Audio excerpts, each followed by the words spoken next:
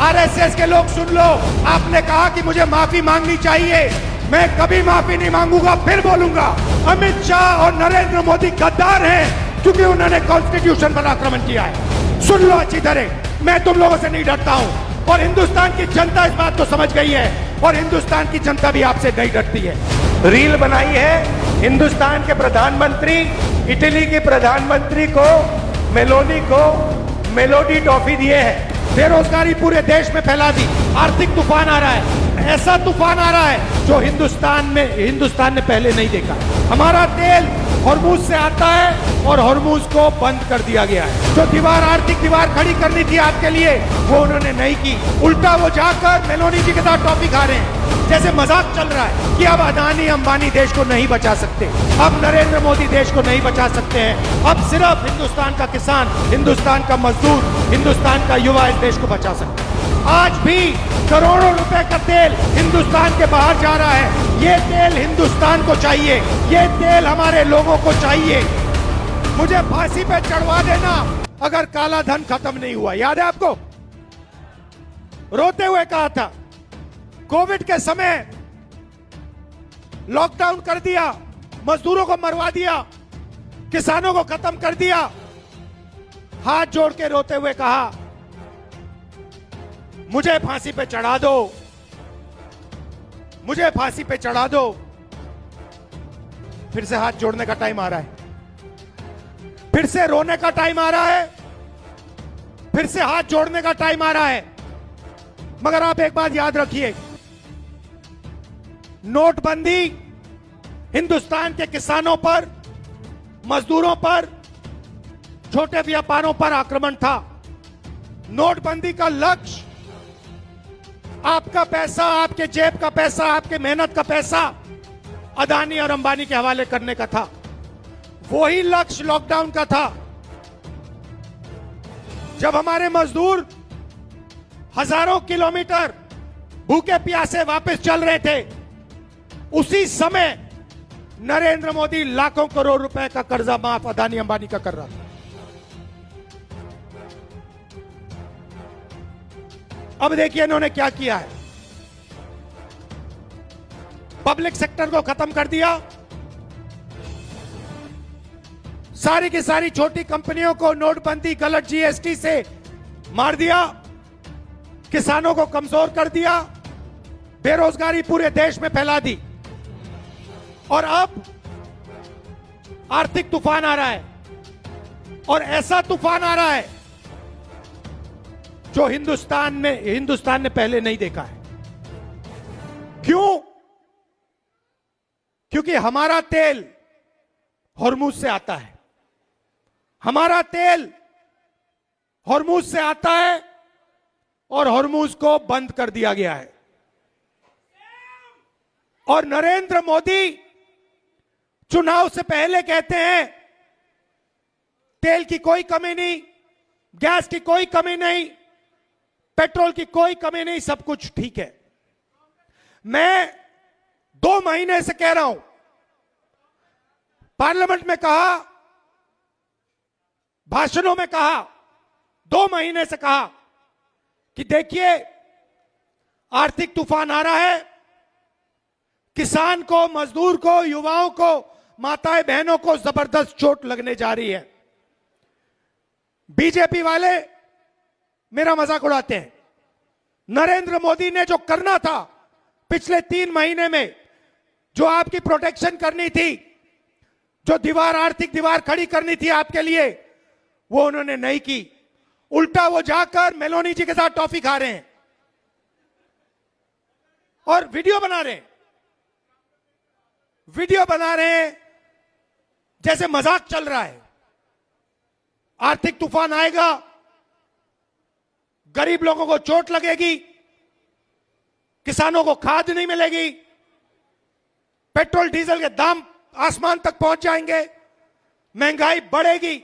उसके बाद नरेंद्र मोदी हाथ जोड़ेंगे, कहेंगे भाइयों और बहनों मुझे फांसी पर चढ़वा दो, रोएंगे, कहेंगे मेरी गलती नहीं है, अगर मेरी गलती है तो मुझे फांसी पे चढ़ा दो, कहेंगे, आप देखना। तो मेरा कहना है कि उनका काम अर्थव्यवस्था की रक्षा करना है, उनका काम देश की रक्षा करने का है, उनका काम अदानी और अंबानी।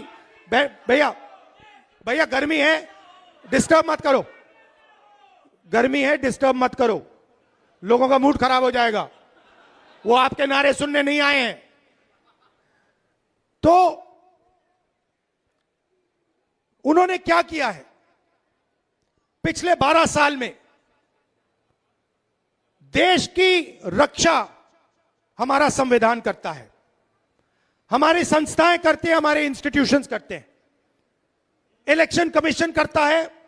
मैंने मीडिया के बारे में मजाक उड़ाया, मगर इनकी जिम्मेदारी लोकतंत्र की रक्षा करने की होती है। नरेंद्र मोदी जी ने पिछले 12 साल संविधान पर आक्रमण किया है, हमारी सारी की सारी संस्थाओं को नष्ट किया है, आरएसएस के लोगों को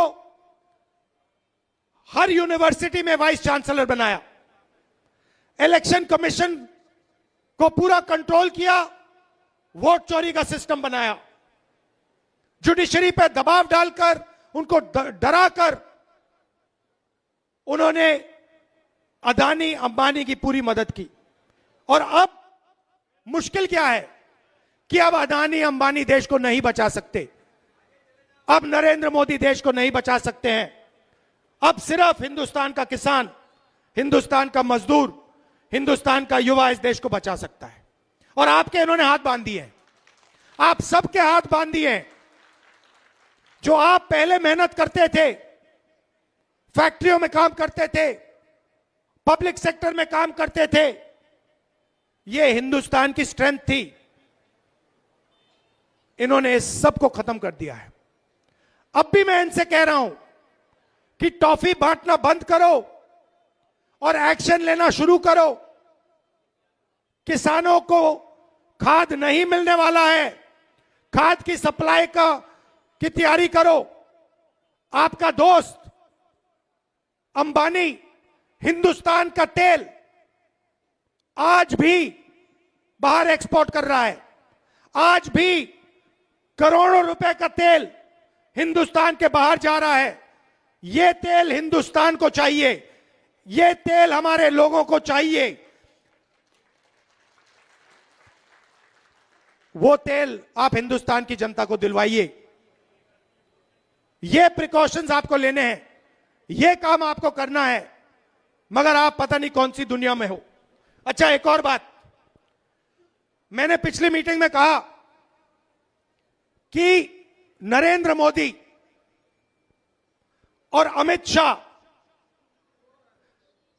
संविधान पर आक्रमण कर रहे हैं। यह सही बात है, गलत बात है? वोट चोरी संविधान पर आक्रमण है, अदानी अंबानी को देश का पूरा धन देना संविधान पर आक्रमण है, हिंदुस्तान की सारी यूनिवर्सिटीज के ऊपर वाइस चांसलर आरएसएस के वाले बैठाना आक्रमण है नहीं है? इलेक्शन कमीशन, जुडिशरी, हमारी संस्थाओं को नष्ट करना संविधान पर आक्रमण है। संविधान हिंदुस्तान है, संविधान हिंदुस्तान की आवाज है। तो जो संविधान पर आक्रमण करता है, जो संविधान को नष्ट करता है, उसको आप क्या कहोगे? उसको क्या कहोगे? गद्दार कहोगे। इसीलिए मैंने खुल के कहा है कि नरेंद्र मोदी, अमित शाह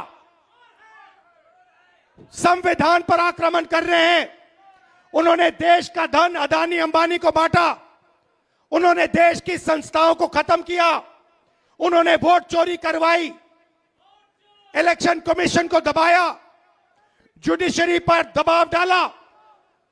आरएसएस के लोग सुन लो, आपने कहा कि मुझे माफी मांगनी चाहिए, मैं कभी माफी नहीं मांगूंगा, फिर बोलूंगा। अमित शाह और नरेंद्र मोदी गद्दार हैं, क्योंकि उन्होंने कॉन्स्टिट्यूशन पर आक्रमण किया है। सुन लो अच्छी तरह, मैं तुम लोगों से नहीं डरता हूं, और हिंदुस्तान की जनता इस बात को समझ गई है, और हिंदुस्तान की जनता भी आपसे नहीं डरती है। भाइयों और बहनों, ये आपके एमपी साहब बैठे हुए हैं, इन्होंने बहुत इमोशनल भाषण दिया, अच्छा भाषण दिया। मैं भी आपसे कहना चाहता हूं, ये मेरी भी कर्म भूमि है, अमेठी मेरी कर्म भूमि है, और आपने